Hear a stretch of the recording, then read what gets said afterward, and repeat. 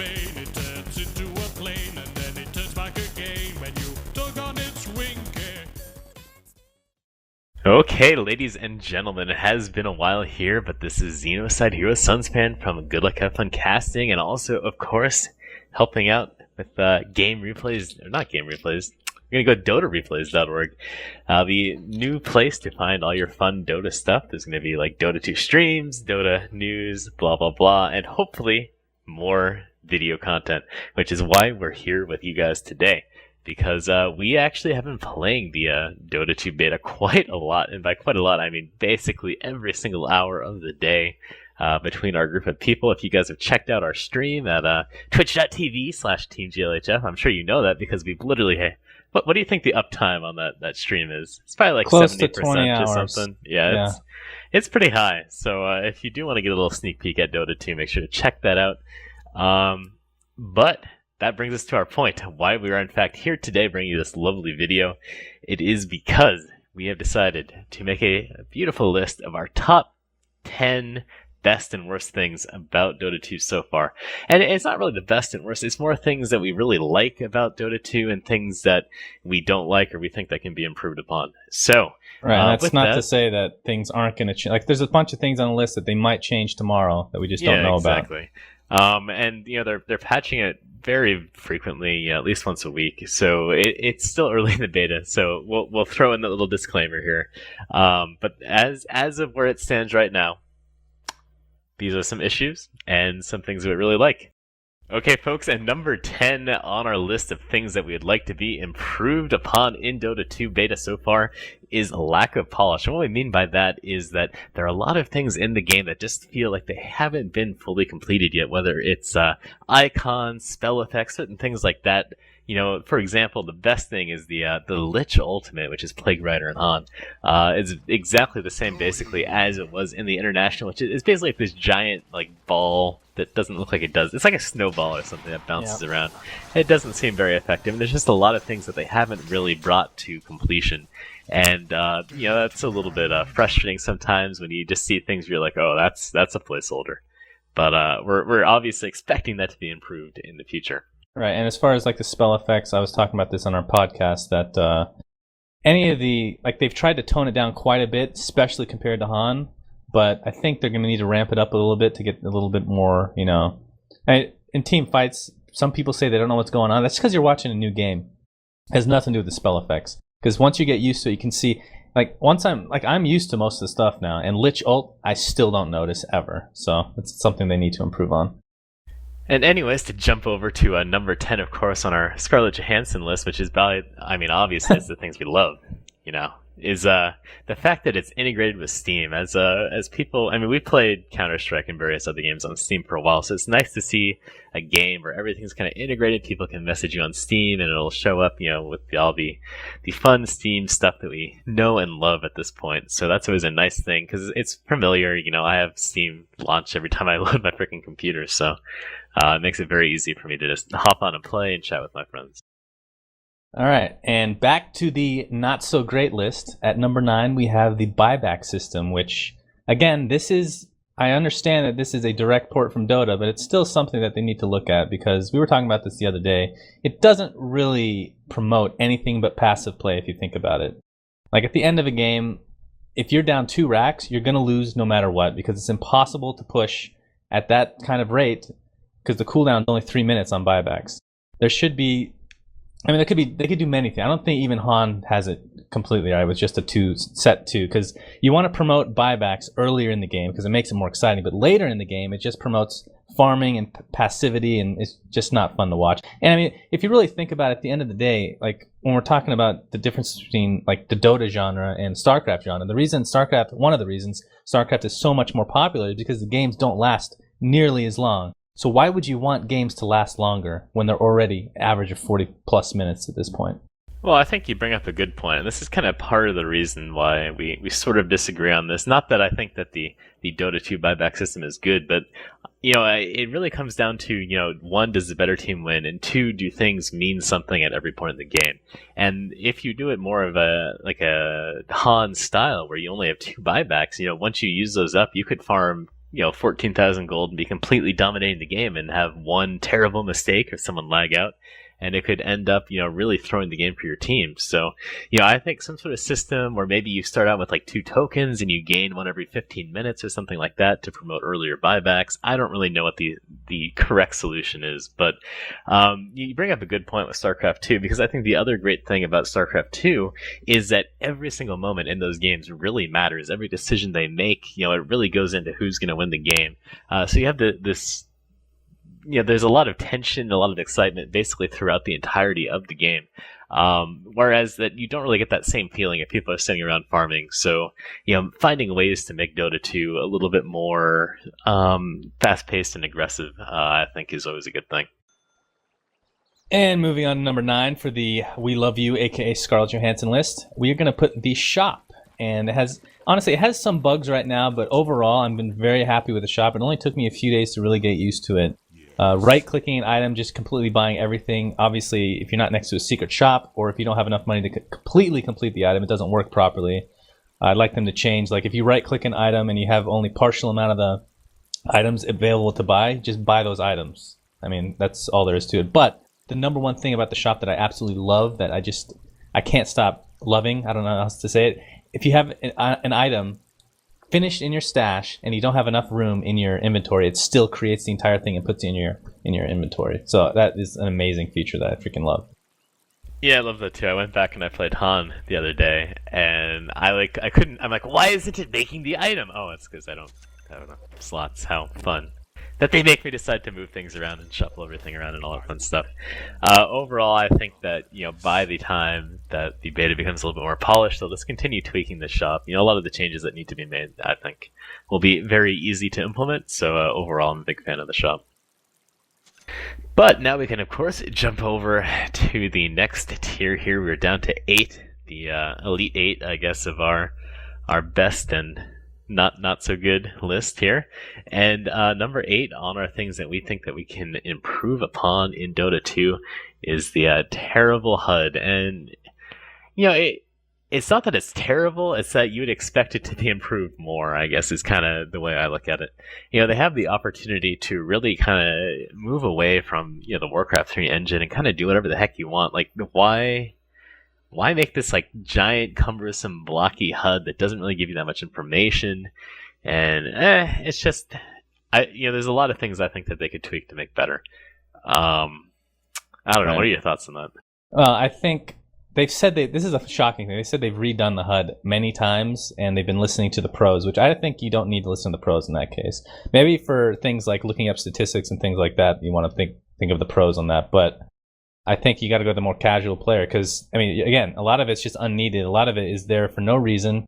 Like, you can't see move speed. You can't see. I think stuff like that they're going to add in. But again, it's just too blocky. There's too much, taking up too much space. The very top of the screen, I do like the idea behind it, but it's just it barely shows. Right, it doesn't show. Like, it needs to show mana bars for the ally heroes. It needs to show each spell if it's on cooldown and things of that nature. So again, a lot of things they can improve on, but it's shocking to see at this stage of the game that the HUD is just so unfinished. Indeed. And number 8 on our Scarlett Johansson list, of course, is the voice acting overall. It's really interesting because almost every single game I play, I try and trim it down to the basics. I'll remove any unnecessary graphics. I'll immediately get rid of the voices because they're very distracting and annoying. And I haven't done that yet in this game. And I haven't felt the need to do that either. And for the most part, pretty much all the voice acting for all the different heroes is unique and very colorful. They have lots of fun little phrases that we'll be streaming and people get a chuckle out of. So I have to say, overall, I'm very impressed with all the voice acting that is done for this game so far. Yeah, and I'll add something to that, although I'm exactly the same, and I hate unit voices usually, but I haven't turned them off yet, so that's a testament to how great the voices are, because voices like Tidehunter picking up like a blink dagger, he actually says blink dagger. I think that's awesome. Every hero has something like that, so it's really a great addition that, although it seems small in the grand scheme of things, I think it's something nice to have. And then moving on to number 7. This one, number 7 of the not so great list. People are going to hate on this. I guarantee you most of the comments are going to be relating to this. No enemy mana bars. Now, I need to reiterate something that I was talking about earlier. I understand that Warcraft 3 did not have a limitation of mana bars. It was actually a design decision from IceFrog, and I'm wondering why. Because it seems like there's two types of people. There's people that want to play casually, people want to play professionally, obviously. And the people that are currently playing Dota are stuck in a mindset where they don't want to actually evolve any portion of the game, because they feel like the skill needed to look at people's mana is greater than helping people actually enjoy the game, ease of use, and things like that. So you got to weigh your options here, and I think when you look at a game like Han, which Dota players hate, or love to hate, I should say, you got to look at it like, you can even look at LoL, which I personally don't like. You can look at them as a test bed for your game, because they're very similar games at the end of the day, and there's no reason to not look at it and say, okay, this feature has worked perfectly for them, this feature has sucked absolute balls. Enemy mana bars is one of the things that has been implemented in the Han that there's been no issues with. I mean, the competitive play is very fun to watch. It doesn't really take anything away from the game. At the end of the day, all you're doing is making it harder for new people to, play casually, because it doesn't really take that much away from competitive play. If you're lowering the skill gap just a little bit to help other people, the new players, start to enjoy the game, actually play it on a competitive level, then I say do it. Well, exactly. And the kind of weird thing with this is they've done other things to make the game a little bit more intuitive to play and maybe quote-unquote a little bit less skilled. With the health bars, they found a way to give you a lot more information as far as, how much health they exactly have without having to click on them. And the other thing, for example, like the hotkeys, if they kept the hotkeys the same, it might take quote-unquote a little bit more skill, to use the old-school hotkeys, a little bit more knowledge in the game. But that was awful. Like, right. I remember playing Dota 1. Like, it was awful having these, random hotkeys that were, N and crazy crap like that. And, for that, they decided to move to the QWER, array of hotkeys. So I feel like they should continue to adapt and take things. And yes, I know a lot of people use, war keys and stuff like that to change that anyways. But, again, there's a point where making it intentionally difficult artificially by kind of, I don't know, I don't want to say, I guess it's kind of nerfing the UI to the point where it's just like, well, haha, you can't see anything. Yeah. It doesn't really do anything as far as the actual skill of the game. It's just making it artificially more hard.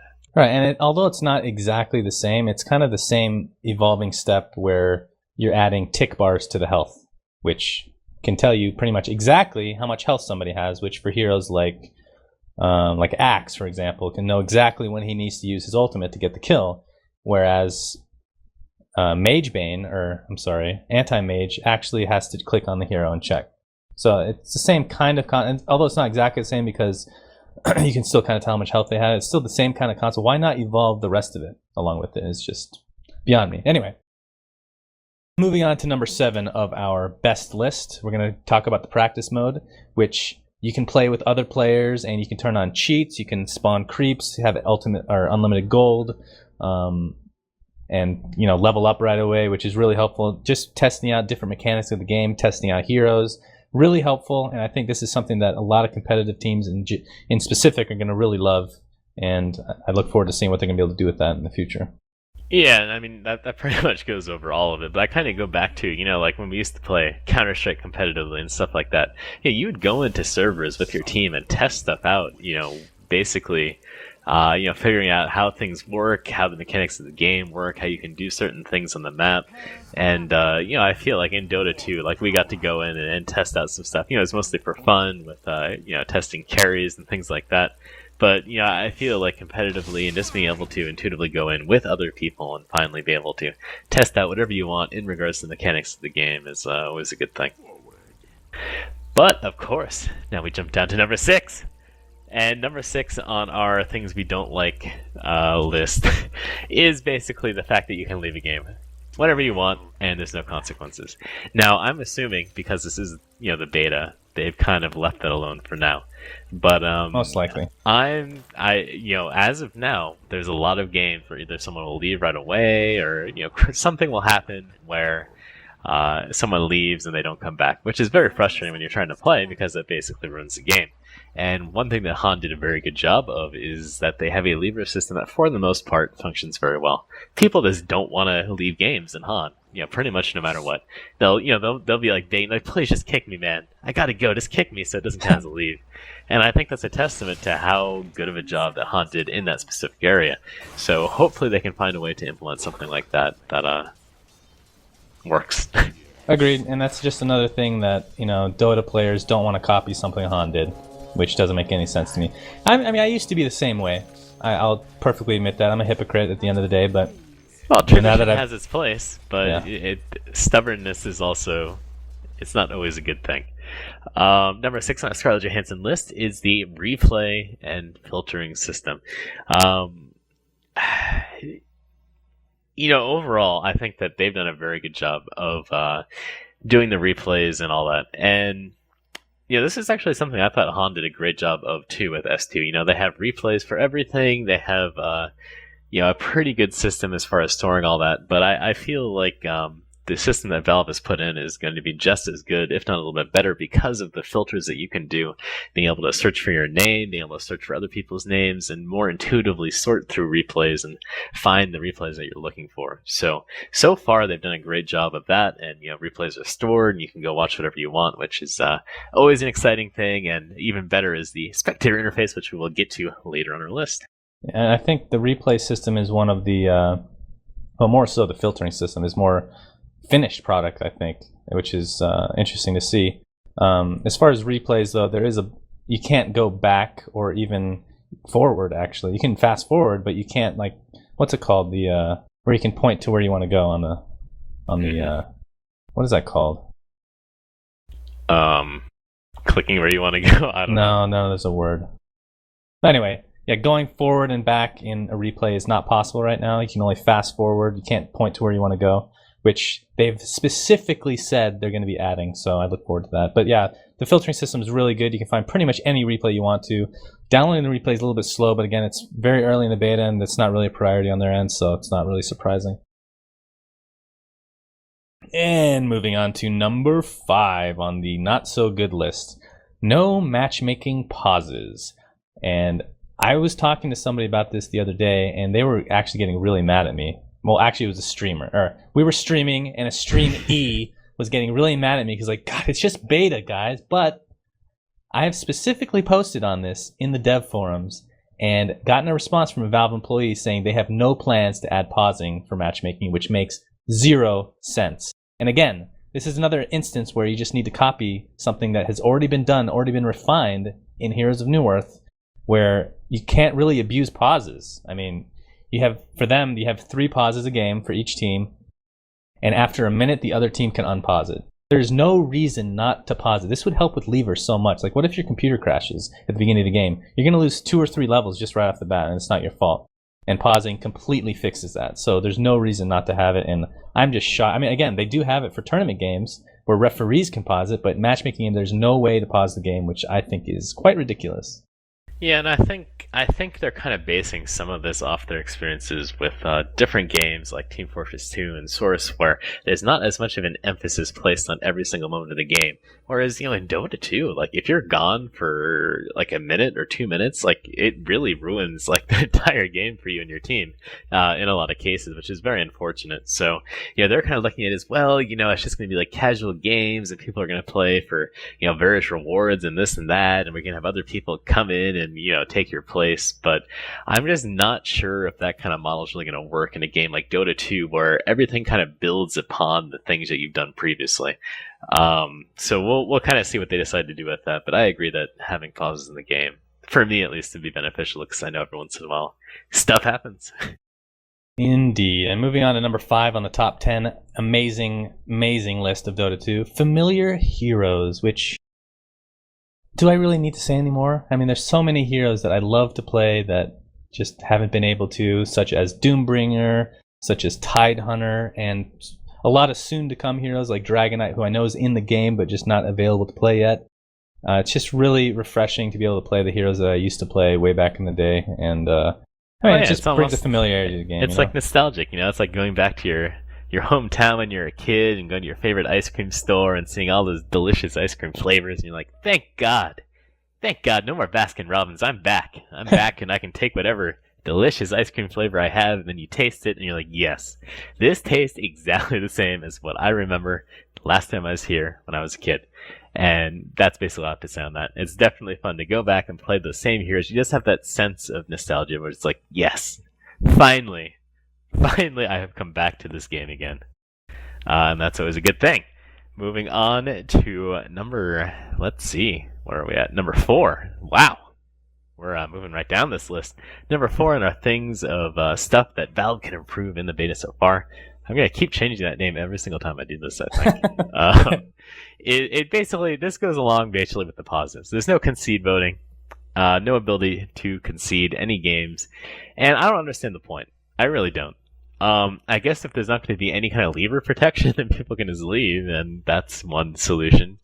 But I don't really feel like that's a good thing. I don't see the point in not adding in a concede, but I know maybe you can provide different insight on this because you were very, very against conceding at almost any point for the longest time. You were very, very stubborn about that.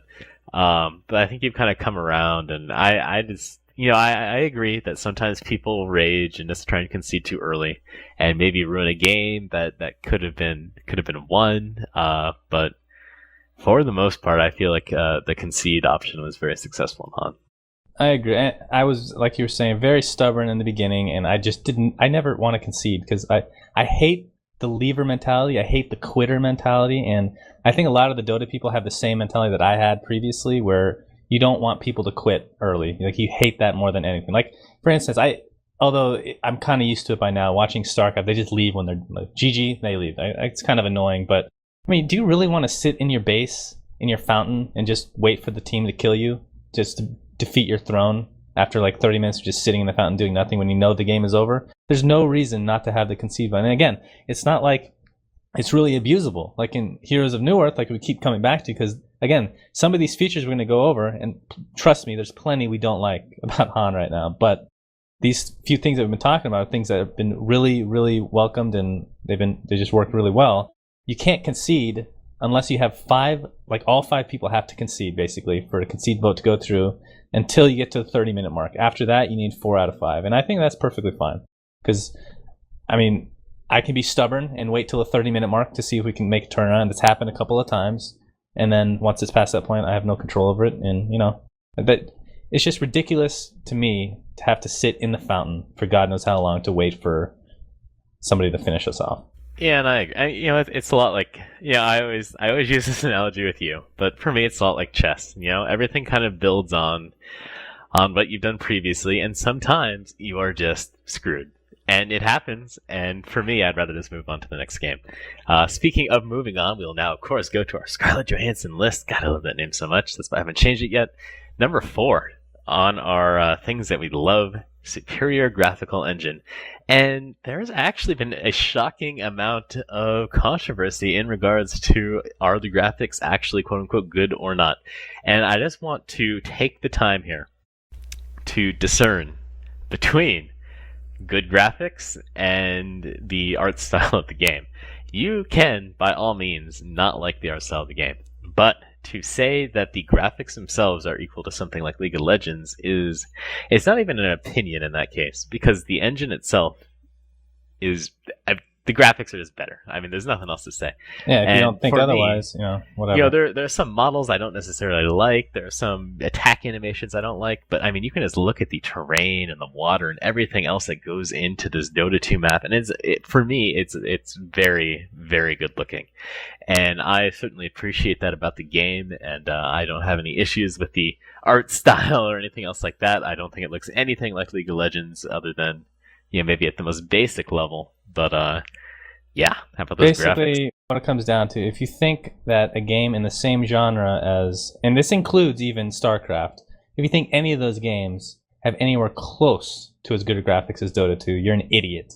That's pretty much it. And with that, now we're going to move on to number 3 on the can't stand list. Top 3, yeah. Yes, so number 3, beta key distribution so far has been pretty god-awful, not going to lie. Don't get me wrong, very happy that I got mine. Very happy that I could rub it in my friends' faces for a couple of days until they got theirs. But it just seems pretty random at this point. Now, I've been told that it's for just streamers and things of that nature, but that's pretty much proven not to be true. So I've just been kind of disappointed. I mean, I know a lot of people have been, like, we've been giving keys away, and again, people are kind of hating on us for that to some degree because, you know, it's kind of taking advantage of people. But if you really think about it, like, what else can we do with it, you know? Like, we're at least giving it to the community as opposed to just one of our friends. We have plenty of friends that want keys, trust me. So it's not like we don't have anybody to give it to. Well, yeah, and exactly. Keep in mind that we have limitations on what we can do with the keys that we get. We got some keys through other people that we're using for giveaways, and other keys that we got directly from certain people inside of Valve. And pretty much, I mean, the basic instructions are this is the company line here, whether it's true or not, is that they really want these keys to go to basically three things: people that are good at the game, people that have high-level computers, and people that can stream. Basically, they're looking to try and get Dota 2 out there content-wise as best as possible. So we've really tried to do our best to basically kind of align with that goal, you know. Basically, you know, a lot of the people that we've given our keys to are people that can help with the stream, people that can give input. And, you know, on the other hand, you know, even with the community stuff, you know, I was happy to see that after people won on you know, some of the contest stuff, you know, they got to go on Team Liquid and post their thoughts on the game and everything like that. So our main goal is basically to try and get as much Dota 2 stuff out there, and try and kind of align ourselves with the general goal of Valve, which is to give the keys out to people that can, you know, get content out there. Could it be better distributed? Yes. You know, we certainly had our troubles trying to get things set up at the start of it, but you know, we'll kind of see how it goes as things go along. I don't think people really realize how few keys are really out there right now. Like, we get these angry people like, God, I played Dota for 8 years and they've shunned me, they've turned me away, they've slammed the door in my face, you know, they threw the bedpan out the window on my head. This is despicable. I can't stand this. I'm so angry right now. There are like 8 bazillion other people out there, you know, that are in the exact same position as you. So don't feel too bad. Really, there's not that many people playing right now. I think as time goes along, they will start to distribute the keys out to those original Dota players and all that. So. And number 3 on the good list, Scarlett Johansson list, is the Spectating, which is, for all intents and purposes, really, really well done. Best thing ever. You can jump in and out of games anytime you want, live games that is, with, I think right now it's a 30-second delay, which I'm assuming they're going to change eventually to at least 6 minutes of the war. You can't cheat for people, basically. Things like that is made. I mean, you can just watch a live game while you're queuing up on matchmaking, and then it'll automatically put you back into matchmaking when the game's up. And I just think that is unbelievable. Yeah, I completely agree, and I think one of the other cool things about these spectating options is, yeah, the ability to have like these different audio channels where you can have people broadcasting the game, and all the different spectators can kind of choose, you know, if they want like the Chinese or the Russian or the U.S. Audio channel, and get a live, you know, basically it takes kind of some of that streaming stuff that we do with Han and other games, and integrates it right into the game. So for me, that's kind of an intriguing addition. Oh, we can suck balls at camera and it doesn't matter because they'll be watching it live. That's true. Oh, okay. Well, then of course, we jumped out to number 2, down to the final 2. I feel like this is the NBA draft, you know? Like, everyone has like their lucky charms along with them. It's like either some disabled kid or in the lottery, NBA lottery. Yeah. What did I say? I thought you said the draft. Well, oh yeah, I see what you mean. NBA lottery, indeed. Number 2 on the things that we don't necessarily like, and this is going to be a good and a bad thing, is basically the unit response delay and basically Valve Netcode in general. Now, when I say this, I'm starting off with the default settings that Valve uses. And for those of you that have played CS or Counter-Strike Source, you kind of know what this is like. When you first load up that game after a fresh install, the first thing you do is you go to your console and you change a lot of your netcode settings because you know that it's not really optimal for your game. And it's basically the same way in Dota 2. You get a lot of response delay with moving your unit around, and all you have to do is go in and, you know, tweak some settings. But the fact that that's kind of the default setting, I think, is really turning some people off the game, because it really does make a big difference. You know, having that it's not like an insignificant delay is what I'm trying to say. When you click, there's a good like half-second delay before your unit does anything. So coming from Han, where everything is pretty much instant, it was a pretty big deal before we we went in and kind of made the necessary changes to fix that. Yeah, it's kind of infuriating when some people say that there's no delay, because it's just not true. I mean, if they're coming from Dota, sure, there's no delay compared to that, because that game was complete garbage, engine-wise, netcode-wise. I mean, it's terrible netcode, one of the worst netcodes of any game I've ever played in my life. But coming from Han, where the netcode's actually good, although the servers may not be good all the time, it's definitely noticeable. And again, on the dev forums, even the developers didn't know what was going on. Like, they were clueless, basically. So somebody ended up posting a config of theirs where they changed the interp and the smooth time down from like 0.01 to 0.000001 or something like that. And you can literally tell a huge difference now, where the only delays that you really have are when, like, the turnaround speed, which is part of Dota, which I'm fine with if they keep that, as well as the casting time, which just seems a little bit longer than Han, which is fine again, because it's Dota. If you want to keep it that way, it's fine. But when you're moving your character, it's pretty much instantaneous now, which is exactly what we're looking for. So it's basically the difference between like running in sand and like running on a nice paved sidewalk or something like that. You really do tell the difference, and I think it makes a big difference in the game to make those appropriate changes to make everything run nice and responsibly. But moving on to number 2 on our things that we love, our Scarlett Johansson list, which I think is appropriate because this is actually going to be more person related. Having Ice Frog involved in the game and having a company like Valve backing it, I think is a pretty big deal for a couple of reasons. One, I think we kind of saw with other games where they didn't necessarily have the right hand kind of nurturing things along. And there's some balance issues that come along with that. The game kind of takes a different direction, and for us, that turned out to be not such a good thing. Having Ice Frog involved in Dota 2, I think, is very important, because without his influence, without that name attached to Dota 2, I don't really think people would be as excited as they are right now. And the other thing is, of course, having the backing like a company like Valve.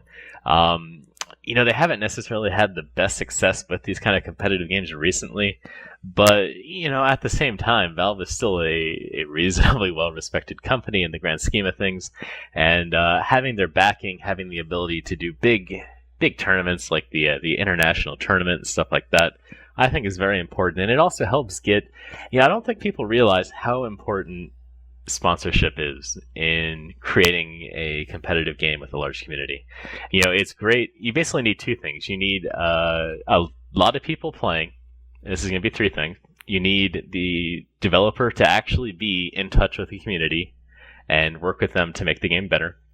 And you need the backing of big companies, basically. Coming from a game like Counter-Strike, you had companies like Intel and NVIDIA and stuff like that really backing the game in those tournaments. And we need to have a game where companies get behind it again. And I think that's really important. I think the fact that it's a new engine and everything like that will help that. I think Valve will help get other companies involved. And I'm excited about that, simply just because it's a big company. And hopefully that'll be the thing that'll bring the Dota and the Han and all these different communities together and make a game that everyone can kind of get behind. So, yeah, I think, again, Valve, they have a lot of esports past, I guess you could say, competitive games like Counter-Strike, and maybe they've come off a little bit with TF2 and Left 4 Dead, not so much, but with Ice Frog involved with that, where he is basically a competitive guru, like he's just competitively based. He wants to make it a competitive game, esports game, which is terrific. And I think both together they can come to a good medium, because I think Ice Frog might be a little bit too far on the competitive side with things like mana bars, like we were talking about earlier, where just not really needed at a certain point, because game's just too hard for people to learn. I mean, it takes years to learn this game. It's ridiculous.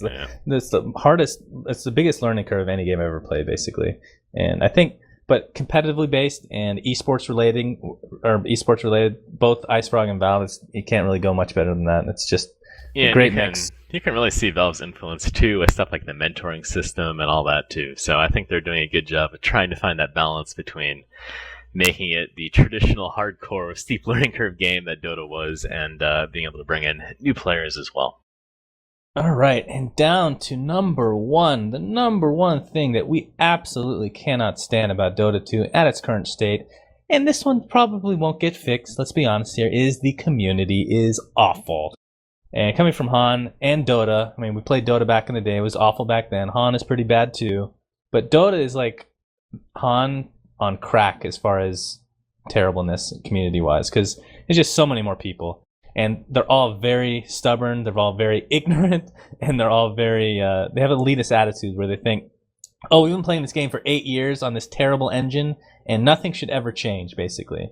And I just, and again, part of the hateful part of the community, which we've been over this many a time, is like in Counter-Strike when we're playing. It wasn't the greatest community, but compared to Dota and Han, it was like Cinderella, basically, because you don't really get really angry with people while you're playing. And one of the reasons why is because in Counter-Strike, if you're going 1 versus 5 against them, you can still technically do it. I mean, it's not the easiest thing by any means, but you could theoretically do it if you're really, really good. In Han or Dota or any of these games, you can't really do that because you're getting absolutely destroyed. You can't really carry 1v5 without some support. You're relying on your teammates so much, plus you can see exactly what they're doing, what mistakes they're making. So rage is going to ensue. I don't think there's any way to fix that per se, but again, as far as the ignorance of the community, that's the biggest thing for me. Yeah, I can agree with that. It's almost like taking the Han community and turning them into a bunch of old white people. And what I mean by that is they're just grumpy and they miss the way. They're like, God, I remember back when these youngsters went so uppity and everything, and they just want things to go back to the way they were before. And that's almost what I feel like with the Dota community sometimes. It's like, at some point, you guys are going to have to learn how to adapt and move on from a game that's a bazillion years old now.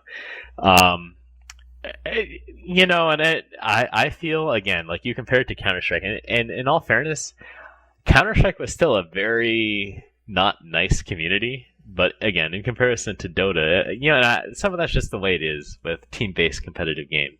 You're never going to have a highly competitive game where tension doesn't run high because that's just the way it is. I think the main difference between games like Counter-Strike and Dota, people would look at StarCraft 2 and I say, God, what a nice community. Everyone's so cheerful, with the exception of like Idro's a douche, and it's like a really like nice community. Everyone's like helping each other out, and the difference lies in the team part of it. When you're playing by yourself, 1v1, everything falls back to you. It's what you did, what you didn't do. It's all on you to either win or lose a game. And because of that, you take that responsibility. You can't blame other people. You don't get all that upset. And, sure, it's competitive, but there's more respect, I think, between competitors in StarCraft 2. Whereas with a team-based game, there's a lot less of that because you can be like, oh, I saw that SUNSfan fuck it up. I know whose fault it is, and then you just start raging, and it just turns into a disaster. So, yeah, not fun times. But going from not fun times to the best of times, we have the number one thing that we absolutely love about Dota 2, and that would be the player perspective, which is part of the spectating interface, where you can see exactly what people are doing. You can see their mouse movements. You can see literally everything. There's a couple of bugs, one being where you can't see the shop when it's open, but again, that's minor when you're looking at the grand scheme of things, because I could seriously sit down and watch somebody play, a professional play, and see exactly how many times they click, exactly what they're doing, and it's just the best thing. I can't think of one feature that a game has added that I have loved as much as this. Yeah, and from like a casting perspective, having that ability to sit down and watch, it's almost like you can walk up behind a professional player, crouch behind his chair really awkwardly, and just stare at his screen and see what he's doing. And having that ability, I think, is really great. To be able to see how they move, how they attack, how they basically play the game at almost every single level. I mean, you can see their mouse movements, you can see how they move their camera, their positioning, their mouse clicks on the map itself. It's just a really great addition from a spectator point of view, and I think we're really going to see that play a large role in how they're able to put the game out there too, because it just basically allows you to kind of get in the head of the player themselves and see really what they're doing. So for me, again, it's a really great addition, and I'm very excited about that. I think that's a really good point. It's like sitting behind them at a LAN without having to smell their stench, basically. It's terrific. It's like all the good things without all the disgusting parts of hanging out with other gamers. Yeah. Well, that was a fun list, a long list, but we're glad we could go over both the Scarlett Johansson side of Dota 2 and the Rosie O'Donnell side, I guess, of Dota 2. You know, you get both the good and the bad. So hopefully you guys enjoyed our list, and we'll try and keep everyone updated, of course, as to the changes that are being made to the beta. And make sure to check out the stream. It's twitch.tv/TeamGLHF. Basically streaming a whole bunch of Dota 2 games. You get to see what happens when bad people try and play Dota 2. Very exciting stuff. Also check out our website, of course, which is glhfcasting.com. And more importantly, check out that DotaReplays.org, where they have all the latest and greatest news and replays and VODs such as this one. So hopefully you guys enjoyed. SUNSfan, last words. Love you. I love you. By the way, when too. he says we're bad, he's talking about everybody but me, basically. I'm including him. Lies. Get on my horse, I'll take you around the universe and all the other places too. You'll find that the universe pretty much covers everything. Shut up, woman, get on my horse. You even have like different audio channels you can choose from, where if there's You know what that people Go ahead. What? Go ahead. I interrupted you by accident. Go ahead. I don't even know where to start. What were you gonna say? I don't even know. It's the audio channel. Do you know what those are? That was Yeah, corrected for the the other day. broadcasters. Okay, right? so I shouldn't have interrupted you. All right, just start again. Why do you get so flustered? I don't get it. Okay, yeah, I think the spectators. What am I supposed to do?